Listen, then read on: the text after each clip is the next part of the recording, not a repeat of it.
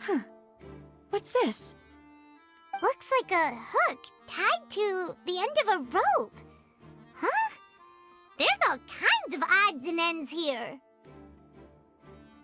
Perhaps it was a prop for a different trick. But why would it have been left here? Whatever it is, let's make a note of it first.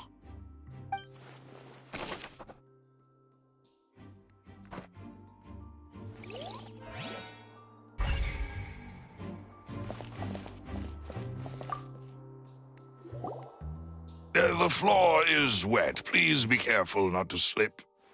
Speaking of which, why would there be water here? Oh, Paimon knows! It's one of those tricks where you pour water into a jug and then flip the jug over only for the water to disappear. And here's a broken vase. Huh. Did the trolley knock it down while moving? That can't be. The trolley moves along tracks from start to finish. It couldn't have hit the vase at this distance. Let's note this down too and think about it later.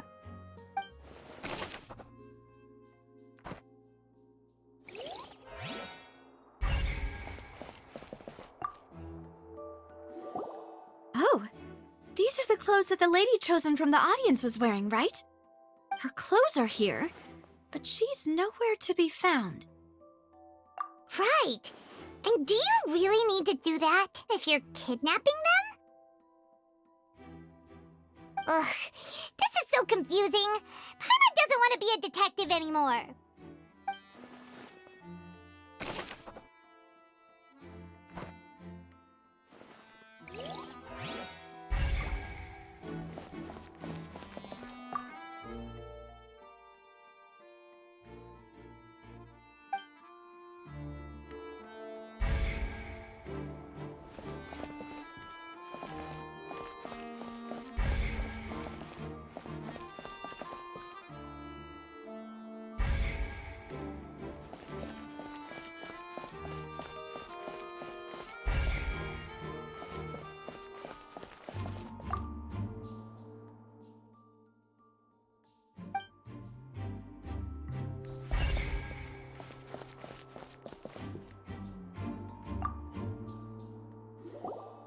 What is this place?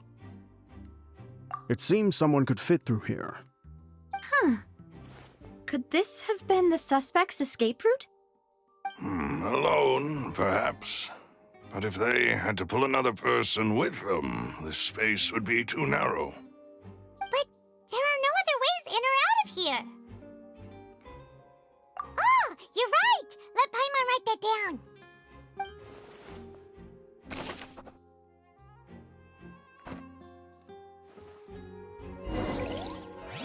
Seems we're...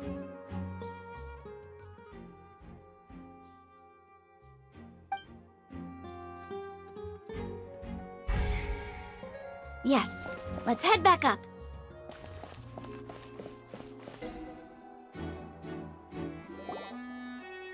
Well, we've ascertained the state of the crime scene.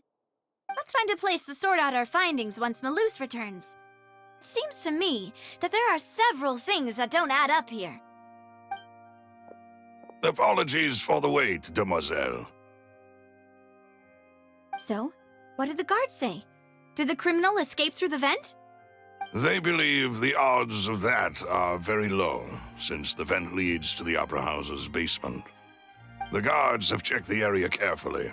No one left through the basement during the performance or after the incident, and no one was found hiding there. So the tunnels become like a secret chamber then! You know, like the kind you usually see in novels. The plot thickens. Halsey's disappearance and Cowell's death are both quite inexplicable. No wonder Farina was so confident in her accusation. All the current evidence points toward Linny and Lynette. In other words, the charges are very likely to be upheld unless we make some considerable progress. Charges and then trial. So if the charges are upheld, they'll announce a sentence? That's right. This is how a trial goes in the Opera House. During the proceedings, the Chief Justice and the oratrice will hear statements from both sides. That's right. This is how indemnitium is produced. The statements from both sides, the defenses from attorneys, witness testimonies, and even the audience's emotions will all be projected on the oratrice. To put it simply, it's as if the oratrice has its own will and is a judge in its own right. This also precludes any kind of favoritism on the part of the Chief Justice. Not that this has ever happened anyway. Once both sides have finished speaking, the Chief Justice will make his final decision. This, too, will be used by the oratrice as a reference.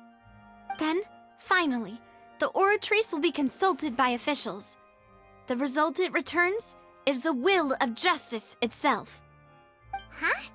So that machine is the one that actually decides? Paimon thought Neverlet called the shots. In practice, there is very little difference. Both have always come to the same judgment, which is why people have great faith in the Chief Justice. Ah, yes, the guards also asked me to convey that none of us will be allowed to leave this place before the trial. Huh? Why? Because we've chosen to act as the twins' proxies. That makes us persons related to the case. They're concerned that we might be colluding with outside parties, or that we might find outside help to disrupt the case. And even if that were not so, it could prove problematic if we happen to spread key information about the case ahead of time. I'm ready to break out at any time. Whoa, whoa! There's no need for that! Paimon thinks they have a point. That said, are they providing food? Of course. I just hope you don't mind the lack of options. I'm afraid that catering to all tastes is not in the cards, nor is any guarantee of balanced nutrition. In that case, let's just sort out our findings together here. Pity. I was hoping to take you to try some of Fontaine's famous desserts, too. I mean, what better way to properly think through our findings than over some tea and sweets? Huh. Breaking out suddenly doesn't seem like such a bad idea after all. Just kidding! Just kidding! Paimon will still do her best, even if there are no snacks.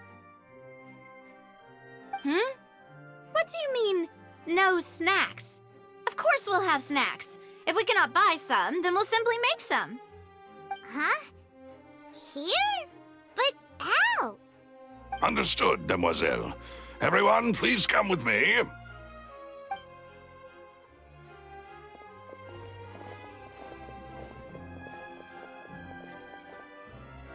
Wait, you're carrying a portable stove with you? Yes, I must be prepared to meet the demoiselle's baking needs whenever the fancy strikes her. I have eggs, sugar, and almonds at the ready. Good work, you two. Then I'll get to it. Please sit tight for a moment. You'll get to taste my awesome snacks soon enough. These three are quite the interesting group.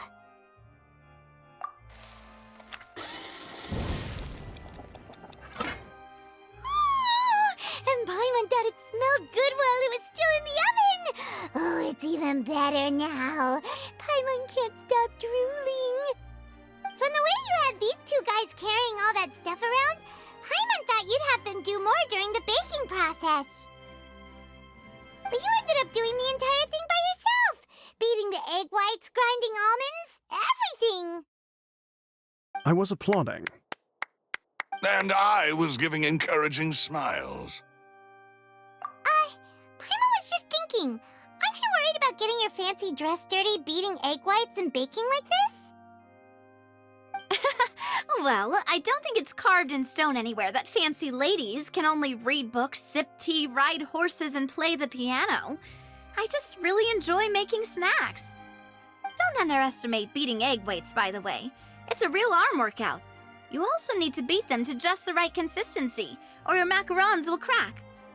Anyway, give these a try, fresh out of the oven. There's 3 for each of us. Only 3? Well, eating too many sweet treats might send all that sugar to your head. You wouldn't be able to think clearly about the case on a sugar rush, would you? Tea is ready to be served as well. This is Demoiselle's favorite, strong black tea with a floral fragrance that clears the mind and lifts the spirit. No need for concern. I'm merely doing as I should.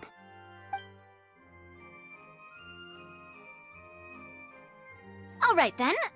Down to business. As Paimon mentioned previously, the tunnel seems to be something of a secret chamber. However, we can assume that Linny and Lynette were not alone within it. Some criminal also occupied its sealed confines. The magician twins could have committed the crimes, of course, but they lack any logical motive. Exactly! Why would they do such a thing right when everyone was watching? The flower vase and the thud we heard during the performance could indicate some altercation between Halsey and the criminal in the tunnel, resulting in the shattering of the vase, the discarding of her clothes, and her abduction. Perhaps the criminal thought that since she was chosen from the crowd, she would be too easy to identify if she was still wearing the same clothes. Paimon thinks that makes sense, but the real trouble is... True. None of the clues we found thus far support the existence of this third person. But the only people left to consider are both technically victims, whether it's the missing girl, Halsey, or poor Cowl. Huh. Could Halsey have secretly made modifications to the magic props in order to murder Cowl before making her escape? That's right. And even if she had tampered with the setup, she would need to understand the entire trick to pull it off. Nor does she have any motive. The guards said that she has never had any dealings with the magic troop's members. Were we not thorough enough in our search? From the sound of things, this is turning into an impossible case. Your macarons are amazing, though, Navia. They smell great! They're nice and crisp and super sweet! They are my specialty, after all. And I see you've already had 5 of them. What? 5? Oh, that can't be right. Paimon only counted 3, honest! Please don't worry about it. At my age, a few less sweets might actually be a good thing. No. Being greedy is one thing, but Paimon knows how to count. Besides, Paimon knows that if she ate too many, then others wouldn't have enough. Wait, even you don't believe Paimon? How could you? If Paimon ate those 2 extra macarons, then may they turn into stone in her stomach! All right, we get it. Well, I suppose one of us might have gotten too engrossed in our chat and eaten them by mistake. No big deal. Maloose, set up the stove again, if you would. Huh? What are you doing? Making sure everyone gets 3 macarons, of course. Exactly. We don't want to trouble you. As you wish, demoiselle. And I have the egg, sugar, and almonds. Well, this really is your hobby, huh?